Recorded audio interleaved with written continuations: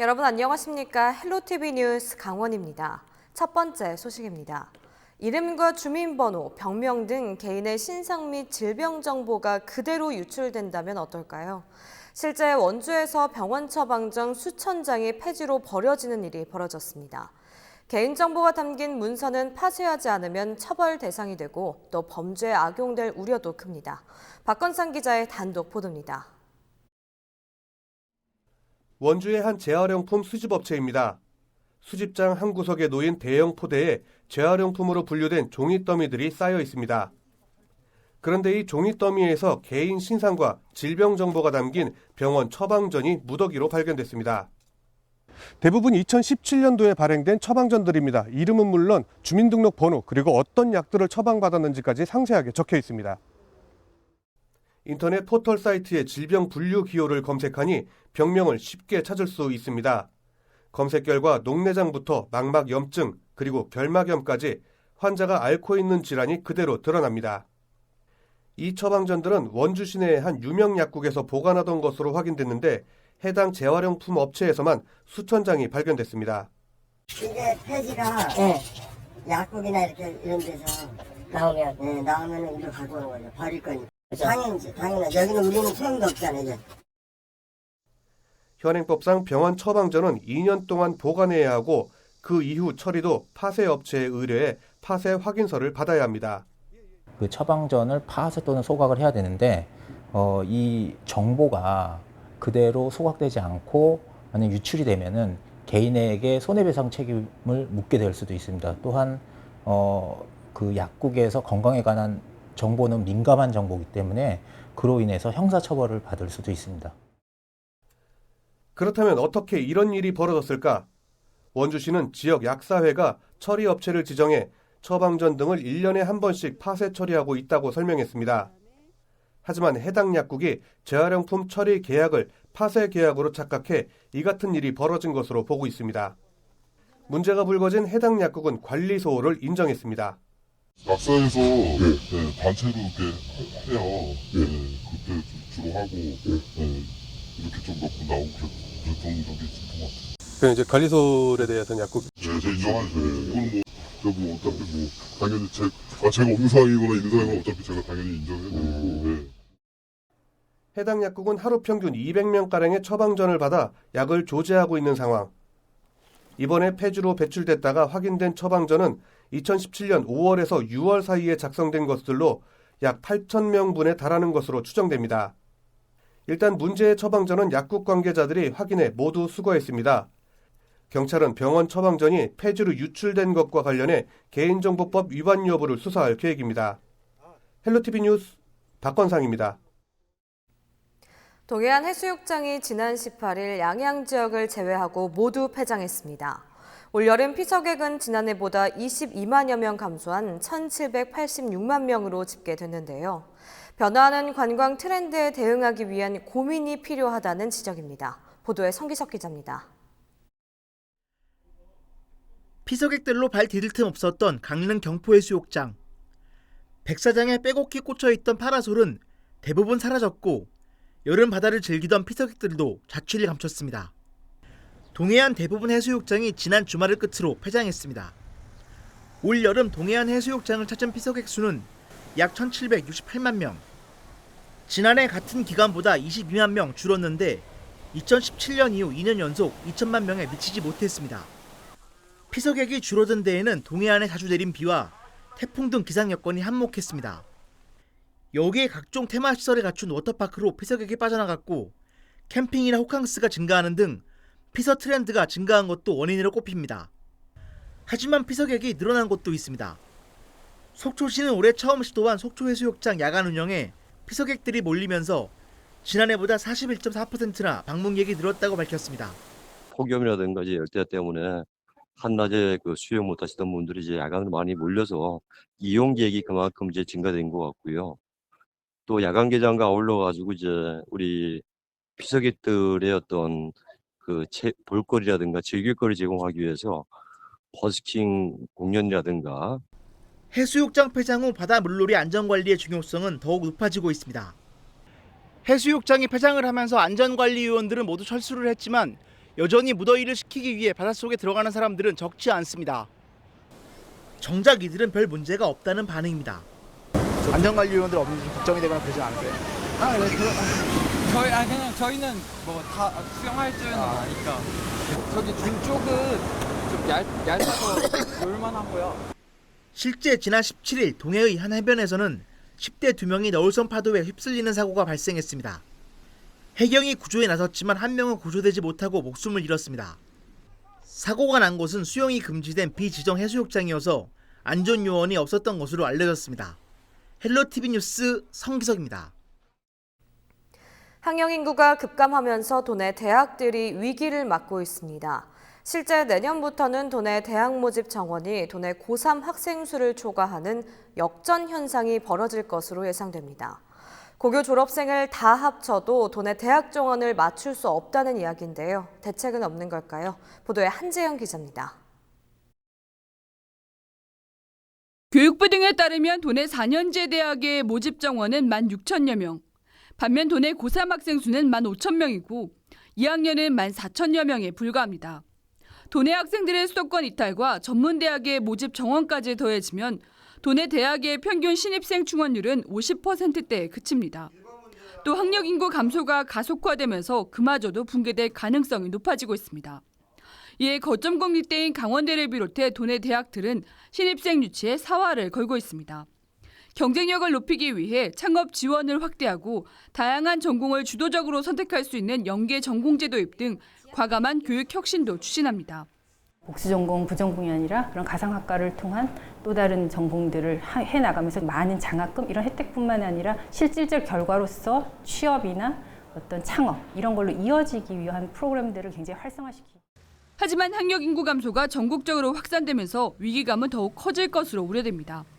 학생 수 감소가 취업 등의 가능성이 높은 서울과 수도권 대학으로의 쏠림 현상을 부추길 가능성이 높기 때문입니다. 선택이 가능하다면은 인서울 쪽을 하지 않을까. 학생들이 접하는 정보나 아니면 그의 선배들이 끌어주는 것 때문에 저는 인서울이라는 네임밸류가 가치가 있다고 생각하거든요. 이와 함께 교육부가 오늘 2021학년도부터 모집 정원을 제한하지 않는 대신 학생 충원률 평가를 강화하겠다고 밝혀 지역 대학의 정원 감축과 황폐화에 대한 불안감이 커지고 있습니다. 학력 인구 감소에 따른 지방대학의 위기, 대학의 신입생 모집난이 지역 발전의 근간을 흔들지 않도록 다양한 지원책이 함께 마련돼야 할 것으로 보입니다. 헬로티비 뉴스 한재영입니다. 고성 속초 산불의 원인을 수사 중인 경찰이 지난 21일 한국전력 본사 등에 대한 추가 압수수색에 나섰습니다. 고성경찰서는 이날 오전 9시 30분부터 수사관 16명을 전남 나주에 있는 한전본사와 강원본부, 속초지사 세 곳에 보내 압수수색을 벌였다고 밝혔습니다. 지난 4월 한전속초와 강릉지사에 이은 두 번째 압수수색으로 경찰은 이번 수색이 증거 보강을 위한 것이라고 밝혔습니다. 경찰은 한전본사에서는 전신주 설치와 점검 관련 매뉴얼을 확보하고 춘천 강원본부에서는 배전 운영부 자료를 확보하는 데 집중한 것으로 전해졌습니다. 이에 따라 산불 발생 후 4개월이 넘도록 마무리되지 않고 있는 속초 고성 산불 관련 수사에 어떤 영향을 미칠지 관심이 모아지고 있습니다. 영월에서 중증열성 혈소판 감소 증후군 SFTS 환자가 또다시 발생했습니다. 영월 보건소는 지난 14일 60살 여성 A씨가 발열과 근육통 등의 증상을 보여 정밀 검사 결과 SFTS 양성 판정을 받았다고 밝혔습니다. A씨는 확진 판정을 받은 당일 증상이 호전돼 퇴원 조치가 내려진 것으로 전해졌습니다. 보건당국은 산속에 거주하는 A씨가 집 인근에서 진드기에 물렸을 것으로 보고 역학조사를 벌이고 있습니다. 올해 도내에서는 SFTS 환자가 발생한 건 이번이 22번째입니다.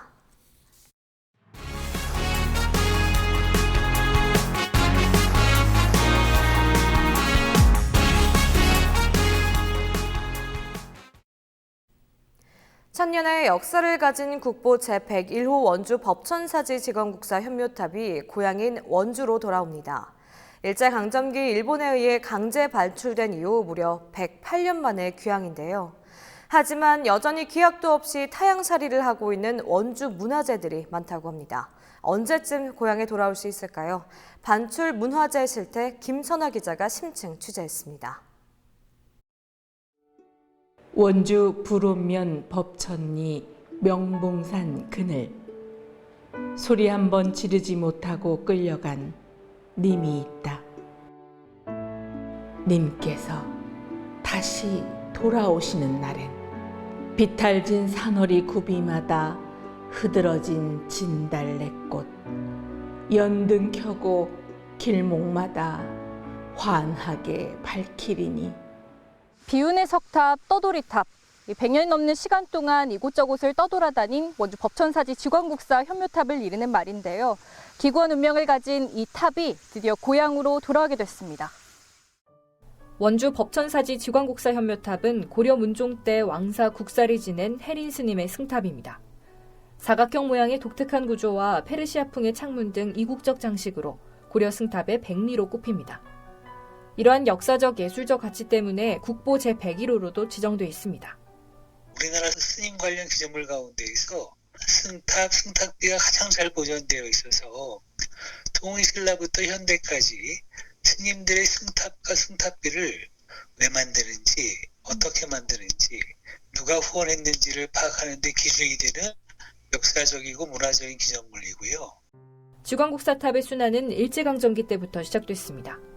1911년 일본인 골동품상에 의해 불법 반출돼 이듬해 오사카로 넘어갔다가 조선 총독부의 반환 명령으로 다시 국내로 왔지만 원주로 돌아오지는 못했습니다.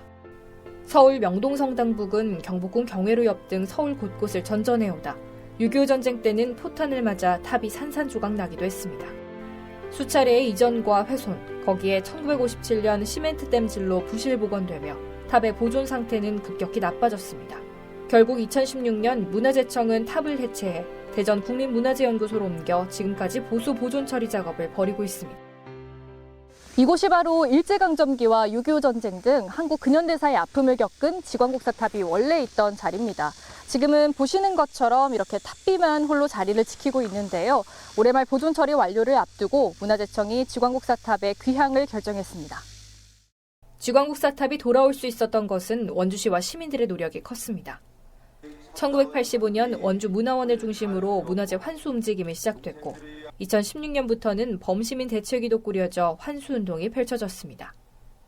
100년이 넘는 긴 세월 동안 타향살이를 해온 탑이 고향으로 돌아온다는 소식에 시민들은 반가울 따름입니다. 어쩌면 우리의 가슴 아픈 역사이고 우리의 슬픈 바로 그런 자아상 같은 모습일 수도 있을 텐데 이제 그만큼 우리가 힘을 제대로 길렀다는 거죠. 우리 역사를 바로 세우는 일, 무엇보다도 우리 시민들로서는 자긍심이 서는 일이라는 생각을 갖고 있습니다. 귀향은 공식 확정됐지만 탑을 놓을 장소는 아직 정하지 못했습니다. 탑을 탑비와 마주보는 원위치에 두거나 전시관을 따로 지어 보관하는 두 가지 방안이 논의되고 있습니다. 앞으로 두 가지 안을 놓고 전문가 검토가 진행될 계획이고요. 이전 위치가 결정되면 그 보존관리 활용에 대한 구체적인 계획안을 도면화해서 일반에 공개한 후 동사업을 진행해 나갈 계획입니다. 탑을 원위치에 둔다면 보호각을 세워야 하는데 충분하지 않은 여유 공간이나 주변 환경과 어울리지 않는 문제가 있습니다. 또 다른 대안은 법천사지 내에 건립 예정인 전시관 안에 두는 방법입니다. 원주시는 현재 석탑이 있는 곳에서 300여 미터 떨어진 지점에 전시관 건립을 추진하고 있습니다. 전시관 안에 탑을 둔다면 외부 환경 접촉을 막을 수는 있지만 제자리에 둔다는 진정성이 훼손될 수 있습니다.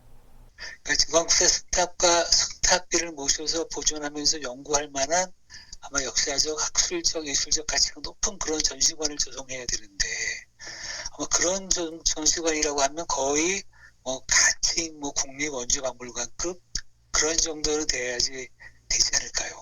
그렇지 않고 만약에 보호장치처럼 전시관을 만들어 놓게 되면 오히려 그 안에 있는 승탑비하고 격이 맞지 않아서 원주시는 위치 결정을 위해 문화재청과 용역 연구를 할 계획입니다. 지역과 학계 의견을 수렴하고 빠르면 11월쯤 최종 복원 위치에 대한 결론이 나올 예정입니다. 네, 이게 원래 계획대로라면은 2021년에 이제 원주로 이전을 해야 되는데 그런 결정하는 과정들이 조금 있어서 뭐 2021년이나 늦어도 22년까지는 원주 법천사터로 오게 될 것으로 보입니다. 지광곡사탑은 고향으로 돌아오게 됐지만 여전히 타향살이를 하고 있는 지역 문화재들이 많습니다. 원주 시민들이 30년 넘게 환수운동을 벌였는데 원주시의 반출문화재 8점 중 지광곡사탑 1점만 환수된 상황입니다. 법천사지와 3km 정도 떨어진 거돈사지에 있던 원공국사 승묘탑도 아직까지 돌아오지 못한 유물 중 하나입니다. 일제시대 때 일본에 빼앗겼다가 광복 후 다시 찾았는데 지금은 국립중앙박물관에 자리를 잡고 있습니다.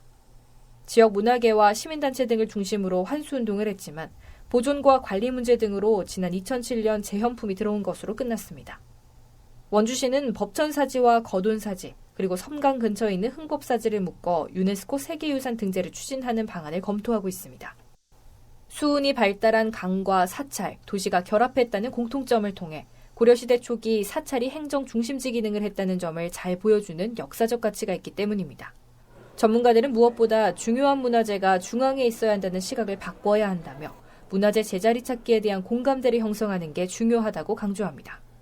문화재를 해당 지역으로 돌려놓게 되겠다면 해당 문화계 인사들이 어떻게 하는 것이 가장 좋은 방법이냐를 따져서 인력이나 재원이나 시설을 마련할 거기 때문에 가장 먼저 바뀌어야 될 것은 지금까지 우리 문화재들을 중앙에서 보관하는 것이 가장 적절하다고 생각하는 선입견을 바꿔놓는 게 제일 먼저 필요해요.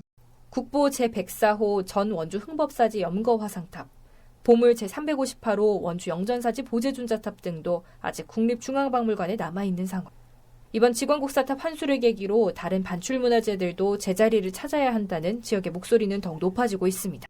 흥법사의 염거화상탑이라든가 이제 보물하고 국보급들이 많이 있잖아요, 원주에요.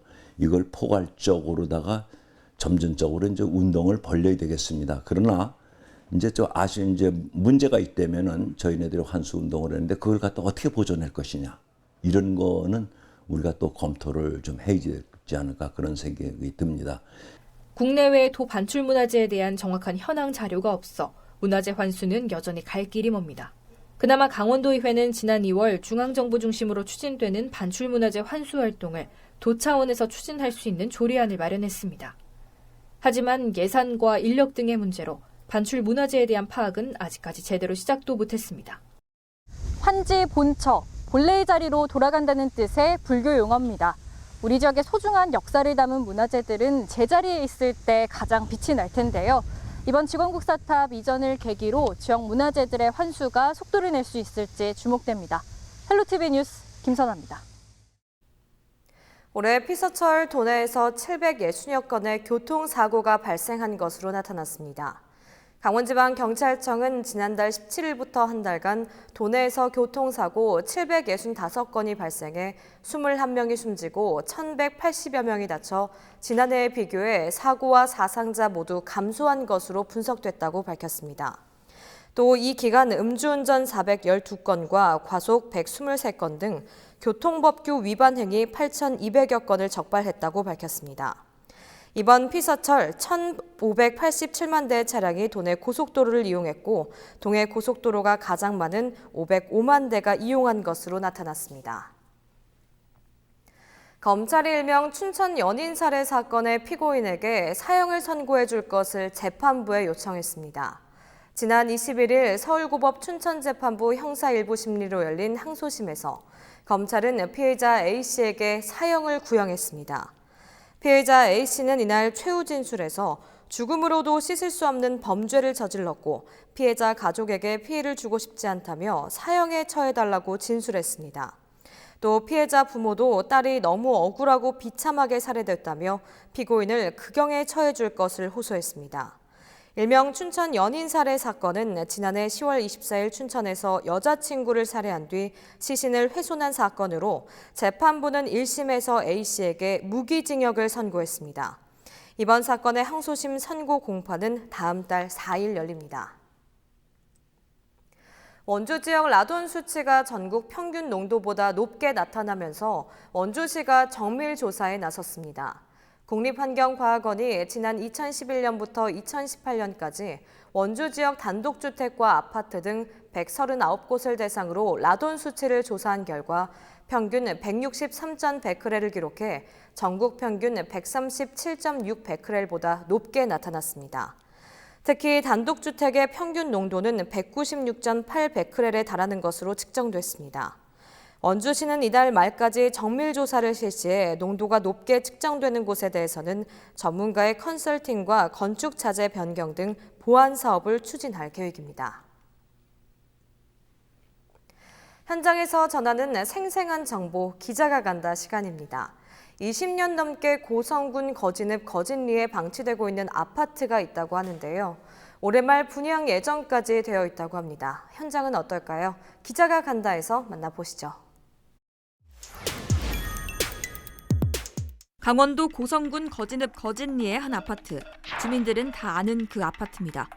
아우, 그게 뭐 이렇게 연도수가 20년이 훨씬 넘어. 그만 한 30년 되지 않나? 하다가 중단되고 하다가 중단되고 지금 했으니까. 마을 한가운데 우뚝 솟은 건물 한 채. 수십 년간 관리가 없어 벽면 페인트 칠은 벗겨지고 공사 자재에도 무성하게 풀이 자랐습니다. 갑작스럽게 모든 것이 멈춘 이곳. 정체는 무엇일까? 제 옆에 있는 이 건물은 1995년 사업 승인을 받아서 착공된 지 20여 년이 흘렀지만 아직까지 준공되지 못했습니다. 3,800제곱미터 부지에 지하 1층, 지상 15층 규모로 들어설 예정이었던 이 아파트는 왜 아직까지 완성되지 못한 걸까요? 1995년 사업자 삼진종합건설이 처음으로 사업 승인을 받았습니다. 1996년 4월 착공했지만 착공 8개월 만에 부도를 맞았습니다. 약 10년간 방치됐다가 2006년 사업주체가 변경됐고 2007년 또 한 번 사업주체가 변경됐습니다. 그 후 공사대금과 관련해 소송에 휘말리면서 건물은 가압류를 당했습니다. 건물은 현재 11층 골조 공사까지 완료된 상황입니다. 하지만 워낙 많은 시간이 흐르다 보니 곳곳에 페인트 칠이 벗겨졌고 또 설치된 안전 구조물 같은 경우에도 많이 녹슨 상태입니다. 아슬아슬 위험해 보이는 현장 때문에 민원이 이어지기도 했고 고성군도 수차례 사업자의 공문을 보내 문제를 해결하려고 노력했습니다. 펜스를 치고 울타리도 치고 그리고 뭐 통제 사람들이 위험한 부분이 있기 때문에 지하 부분에 이제 물 차는 부분들은 양수 작업을 해서. 그런데 2019년 7월자로 토지 관련 소송과 채무 소송의 원만한 협의가 이루어지면서 사업자가 공사에 재착수하겠다고 밝혔습니다. 그렇다면 여기서 궁금증 하나, 과연 이 아파트는 안전할까? 사업자는 8월 20일 이후 구조 안전 진단을 시행해 기준을 충족할 경우 재착공하겠다고 밝혔습니다. 그러면 여기서 궁금증 둘, 분양 후에도 법적 문제가 없을까? 고성군은 사업자가 아파트를 준공하면 소유권 이전에 관한 등기 원회를 확인하고 부기 등기를 완료한 후 분양을 진행하겠다고 밝혔습니다. 입주나 모집 승인이 들어오면 그때 그 가격에 대해서 노후된 그 부분이 있기 때문에 사업 주체하고 이제 높게 책정이 되면 그 부분에 대해서 서로 협의를 해서 이달 내로 시행되는 안전진단에서 합격점을 받아 새로운 아파트로 거듭날 수 있을지 주목됩니다. 올해 방치됐던 아파트의 해결책을 찾을 수 있을지 기대해 보도록 하겠습니다. 유튜브 CJ일로 강원방송, 영서방송, 영동방송을 검색하셔서 좋아요와 구독을 눌러주시면 우리 지역에 숨겨진 더 많은 이야기 만나보실 수 있습니다. 다음 소식입니다. 원주시의회가 학교 밖 청소년 지원을 위해 대한교육기관 지원에 나설 방침입니다. 시의회는 학교 밖 청소년 지원 프로그램의 개발과 지원, 직업체험과 취업지원 사업을 골자로 하는 원주시 학교 밖 청소년 지원 조례를 발의할 예정입니다. 조례안에는 학교 밖 청소년 지원 사업의 일환으로 학교 밖 청소년 지원센터를 설치해 운영하게 됩니다. 현재 원주 지역에는 7개의 미인가 대한교육기관이 운영되고 있으며 원주시의회는 지난 11월 조례 개정을 통해 미인가 대한교육기관 학생들에게 급식을 제공하고 있습니다. 다음 달 춘천의 노브랜드 점포 입점이 예고된 가운데 지역 중소상인들이 반발하고 있습니다. 지역 상인과 시민단체로 구성된 춘천 이마트 노브랜드 저지 대책위는 지난 22일 춘천시청에서 기자회견을 하고 입점 철회를 촉구했습니다. 대책위는 이미 4개 대형마트에 이어 또다시 준대규모 점포가 들어서면 지역 골목 상권과 영세 자영업자들의 생존권이 위협받게 된다고 주장했습니다. 강원도가 직면한 위기, 균형 발전의 틀에서 어떻게 극복해 나갈 것인가를 함께 고민해보는 시간입니다. 국가 균형 발전 전망과 전략에 따라서 평화와 번영 강원 시대를 목표로 강원도 발전 계획을 수립하고 시행한 지 1년이 지났습니다. 그간 강원도는 강원도형 균형 발전을 이룩하기 위해 다방면으로 노력을 해왔는데요. 이번 시간 헬로 이슈 토크에서는 국가균형발전 5개년 계획에 따른 강원도 발전 계획이 무엇이고 구체적으로 어떤 내용들을 담고 있는지 함께 알아보도록 하겠습니다. 스튜디오에 국가균형발전위원회 위원이신 이기원 한림대학교 교수님, 류종현 강원연구원 박사님 나와 계십니다. 안녕하십니까? 네, 안녕하십니까? 네, 국가균형발전 5개년 계획, 강원도 발전 계획이 네. 무엇이고 또 강원도에 있어서 얼만큼 중요한지 설명을 해주실까요? 예, 제4차 국가균형발전 5개년 계획은 크게 비전과 전략, 균형발전 지원체계, 부문별 발전계획, 그리고 시도 발전계획으로 나뉩니다. 지역이 강한 나라, 균형 잡힌 대한민국이라는 비전을 달성하기 위하여 지역이 주도하는 자립적 성장 기반을 구축하고 사람, 공간, 산업의 3대 균형 발전 전략을 추진하며 균형 발전 지원 체계를 개편합니다. 이러한 정책들이 추구하는 가치는 분권, 포용, 그리고 이제 혁신인데 분권의 가치를 반영하기 위해서 지역 발전 투자 협약을 도입해서 시범 사업을 선정하였는데 강원도는 이제 강릉시하고 산업부, 국토부, 문체부가 협력하는 동해안 헬스케어 힐링 벨트가 선정되었습니다. 이제 포용의 가치를 반영하기 위해서는 균형의 위상을 회복하고 지역 혁신 체계를 다시 구축하는 한편 전국 어디서나 안정되고 품격 있는 삶을 누릴 수 있도록 국가 균형 발전 프로젝트와 생활 SOC 복합화 사업 등의 보다 강력한 국가 균형 발전 정책의 추진 방안을 담았습니다. 네. 이 이해타 면제 사업이라고도 불리는 이제 국가 균형 발전 프로젝트의 경우는 강원도는 제2 경춘곡도 건설 사업이 이제 선정되었는데 그리고 또 혁신의 가치를 반영하기 위해서는 국가 융복합 산업단지 육성, 규제 자유 특구 조성 등 지역의 자립적 성장 기반을 마련하는 방안을 담았습니다. 강원도 국가 융복합 산업단지 관련 이야기는 이미 다룬 바가 있고요. 네. 규제 자유 특구에 대해서는 곧 다룰 예정입니다. 부문별 계획에는 균형 발전 체계와 함께 3대 전략 9대 과제가 들어가 있습니다. 시도별 발전 계획, 바로 이제 강원도 발전 계획이 들어가는데 말 그대로 이제 국가 계획하고의 이제 정합성을 유지하면서 각 시도 우리로 같으면 이제 강원도의 특성을 담은 것입니다. 네. 따라서 지역의 여건과 잠재력 분석이 매우 중요한 비중을 차지하게 됩니다. 이 분석을 토대로 해서 발전 비전과 추진 전략, 주요 추진 과제가 나오게 되고 지역 내의 불균형을 어떻게 해소할지 그리고 이 과제들은 어떠한 체계로 추진할 것인지 등이 이제 담겨 있습니다. 그리고 강원도 발전 계획은 바로 이제 강원도가 스스로 발굴한 과제들을 스스로 수행함으로써 국가 차원의 균형 발전뿐만 아니라 강원도 내의 균형 발전도 이루기 위해서 수립한 이제 법정 계획입니다.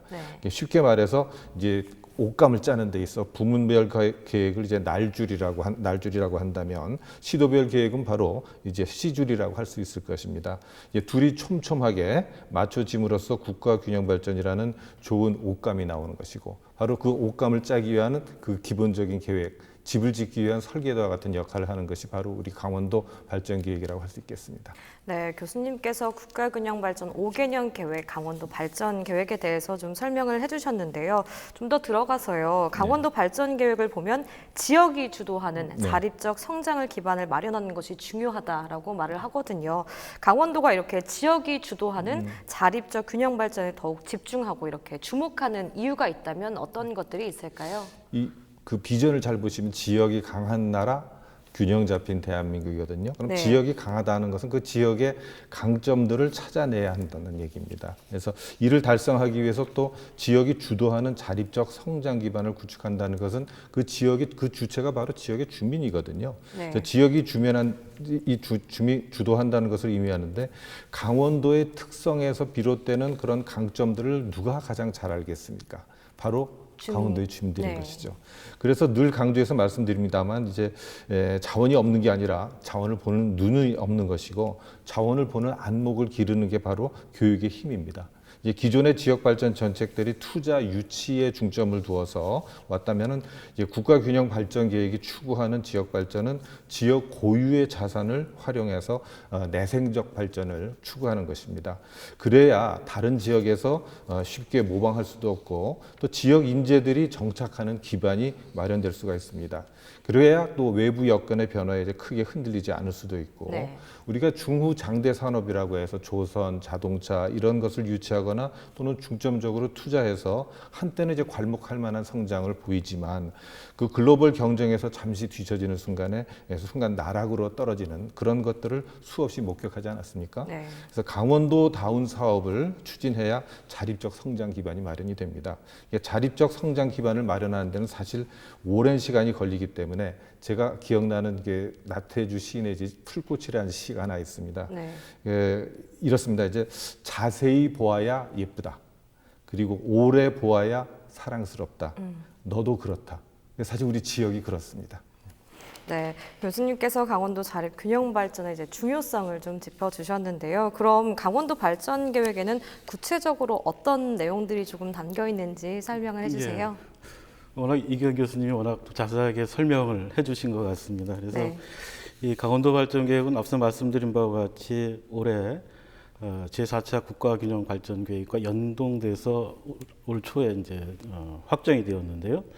특히 이제 확정되는 과정에서는 그 법적 근거에 의해서 이제 확정이 됐습니다. 국가균형 발전 특별법 제4조 7조에 근거해서 실제적으로 이 계획이 이제 중장기 계획인데 실행 계획까지 포함을 한다면 한 5년 정도 그런 계획입니다. 그래서 5년 정도 계획이기 때문에 실제적으로 그 계획을 수립을 했고 또 계획 내용 중에서 국가균형 발전 계획에서 지향하는 비전, 목표, 또 여러 가지 전략, 3대 전략, 또 핵심 과제 이런 것들을 강원도 발전 계획에 고스란히 그 이념을 좀 담았습니다. 그래서 실제적으로 보면 앞서 우리 이경 교수님 말씀하셨지만 이 국가균형 발전의 비전과 또 특히 이제 갖고 있는 그 3대 가치, 아까 말씀하신 분권, 포용, 혁신, 뭐 이런 가치를 잘 담은 그런 계획이라고 할 수 있고요.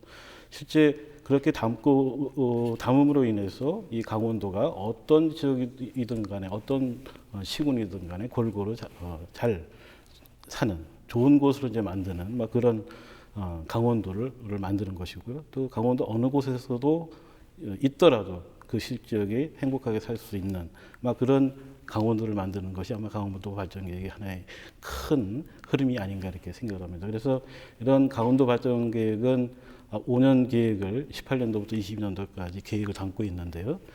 실제로 보면 이 강원도가 지향하고 있는 평화 경제, 평화 번영을 중심으로 해서 강원도가 이 지역 발전의 중심 지역으로 이제 발돋움한다 하는 그런 비전 아래에서 지금 계획을 이제 수립을 했습니다.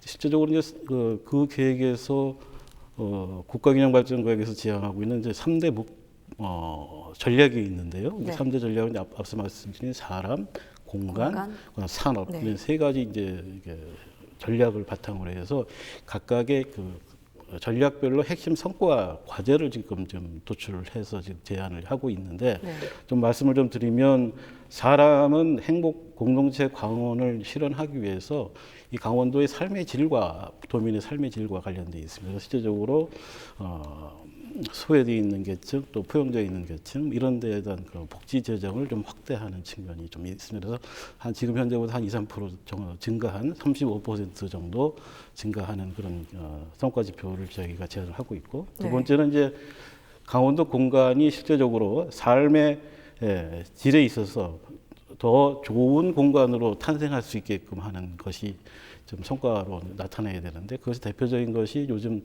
정부가 중점적으로 추진하고 있는 도시재생 유질 사업입니다. 강원도 현재 17개 사업이 지금 진행되고 있는데 5년 동안 한 10개 정도 좀 확대할 그런 계획을 갖고 있고요.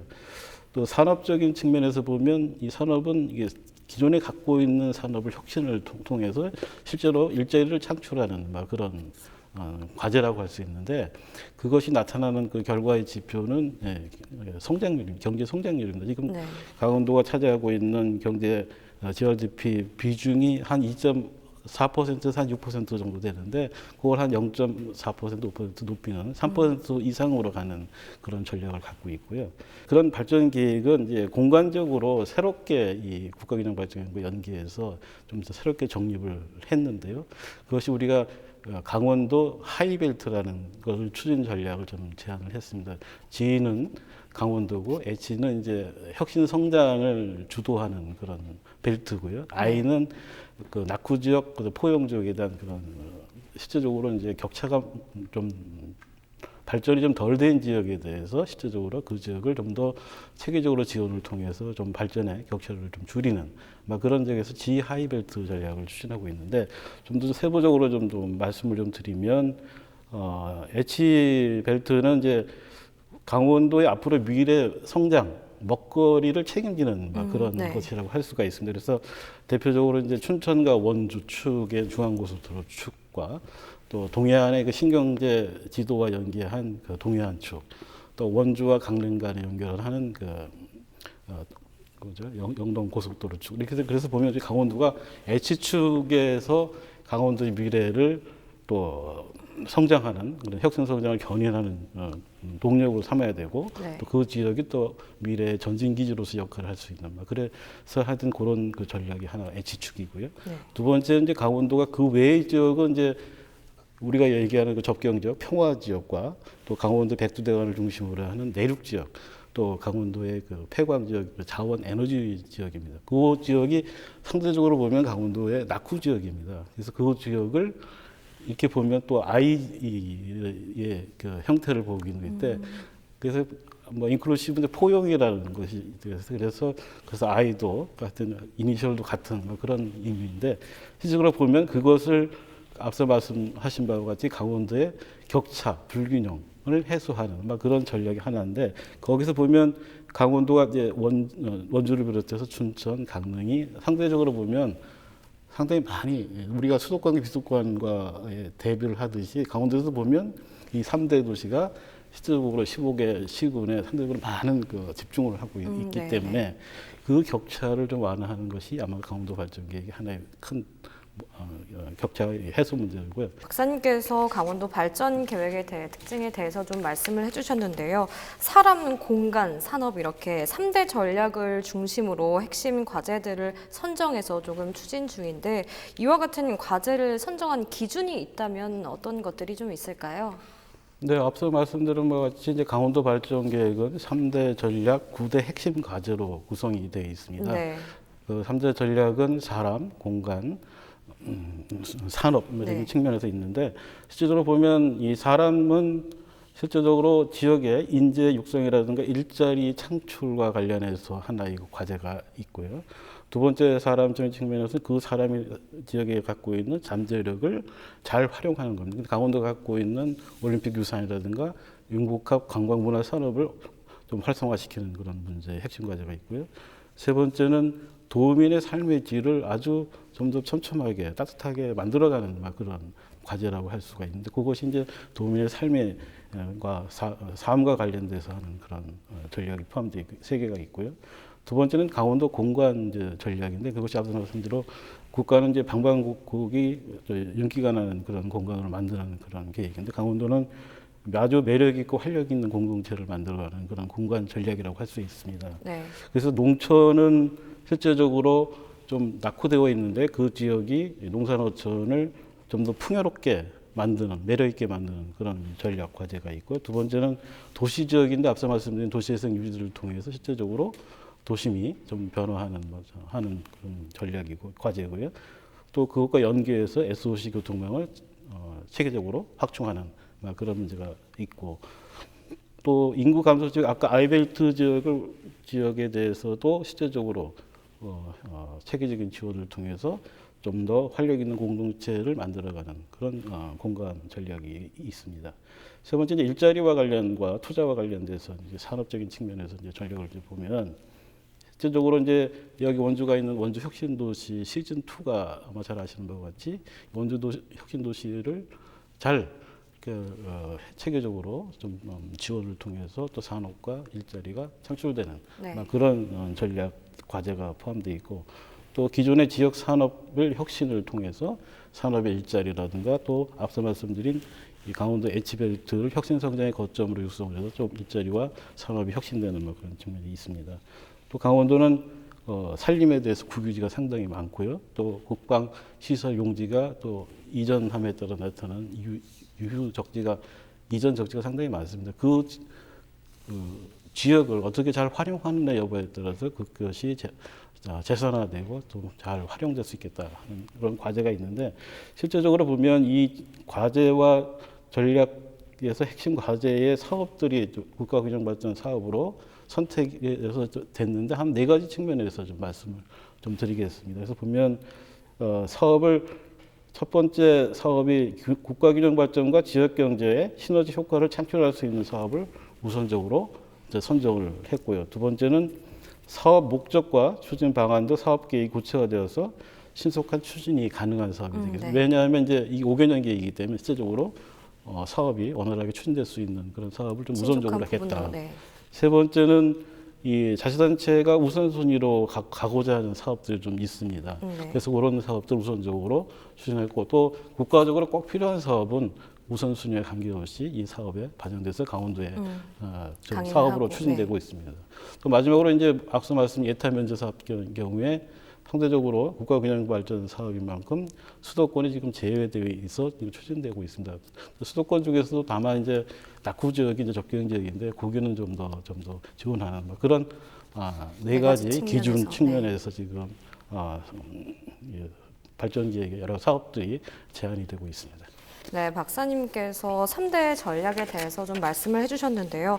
앞서 내용들을 토대로 해서 강원도형 국가균형발전 5개년 계획을 통해서 좀 앞으로 강원도가 기대할 수 있는 긍정적 효과라고 하면 어떤 것들이 있을까요, 교수님? 바로 이 강원도 발전 계획이 담고 있는 사람, 공간, 산업 분야의 핵심 과제들이 그대로 추진된다면 이제 타 지역에서는 흉내내기 어려운 강원도 고유의 특화 사업들이 많이 발굴될 것입니다. 네. 이는 곧 양질의 일자리를 낳게 되고, 이러한 사업의 발굴 과정에서부터 함께 참여해서 역량을 축적한 지역 인재들이 굳이 학업, 일자리를 구하기 위해서 수도권으로 유출될 필요가 없고, 지역에 정착해서 활력을 불어넣어줄 뿐만 아니라 오히려 수도권에서 온 유학생들한테 양질의 일자리, 그다음에 쾌적한 정주 여건을 제공해 줌으로써 정착하고자 하는 의욕을 북돋아 줄 수 있을 것입니다. 더구나 이제 평화지역, 접경 지역을 대상으로 하는 사업들은 향후 남북 협력을 통한 한반도 평화 정착에도 기여할 것으로 기대됩니다. 그래서 평화가 경제라는 말이 결코 헛된 구호가 아니라 현실로 다가오게 될 것입니다. 네, 이제 2022년까지 이제 한 3년 정도가 남았잖아요. 예. 강원도의 향후 계획에 대해서 좀 짧게 말씀을 해주실까요, 박사님? 앞서 이제 5년 계획인데 2년이 지나가고 이제 3년밖에 안 남았습니다. 네. 강원도가 이제 체계적으로 준비를 잘 하고 있는데요. 실질적으로 이제 자체 평가 기능을 좀 강화시키고 있고, 또 포괄 보조 단위로 해서 효율성을 높이는 그런 계획을 갖고 있습니다. 또 중앙부처가 지금 강원도 혁신성장 실행 계획을 수립하려고 지금 하고 있는데, 산업을 통합적으로 해서 실제적으로 혁신성장의 하나의 틀로 만드는 계획을 수립하고자 하고 있고, 그것은 앞서 말씀드린 지역발전 투자 협약을 통해서 그 실행력을 높여가는 그런 전략을 마련하고 있습니다. 그래서 보면 그런 강원도 발전 계획이 실제적으로 이제 추진되려면 혁신 거버넌스가 좀 더 강화되고 있다 하는 측면이 있고, 실제로 예타면제 사업 같은 경우에 이제 후속 절차가 잘 이행을 하고 있습니다. 그래서 보면 그 사업 계획의 적정성 검토라든가 또 기본 계획을 수립한다든가 또 내년 또 예산에 반영해서 실제적으로 국가 재정 계획에 반영되는 그런 절차를 거쳐서 착실하게 진행될 것으로 이제 보고 있습니다. 네, 향후 계획에 대해서 좀 말씀을 해주셨는데요. 그러면 끝으로 이제 강원도 발전 계획을 성공적으로 좀 완성하기 위해서 남은 숙제라고 한다면 어떤 것들이 있을까요? 가장 교수님? 큰 것은 역시 주민의 역량을 키우는 일입니다. 사람과 조직을 키워야 스스로 사업을 기획하고 추진할 수 있습니다. 여기서 지역대학의 역할이 매우 중요합니다. 있습니다. 누차 말씀드립니다만 아직은 우리 지역대학이 지역사회에 깊이 뿌리를 내리고 있지 않습니다. 젊은 사람들이 어디에 모여 있겠습니까? 바로 지역대학에 있습니다. 그들이 지역에 대한 애착을 갖도록 키우는 일이 가장 급한 일입니다. 네, 여기까지 듣도록 하겠습니다. 네, 지금까지 이기원 교수님과 류종현 박사님과 이야기 나눠봤습니다. 오늘 말씀 감사합니다. 네, 감사합니다. 고맙습니다.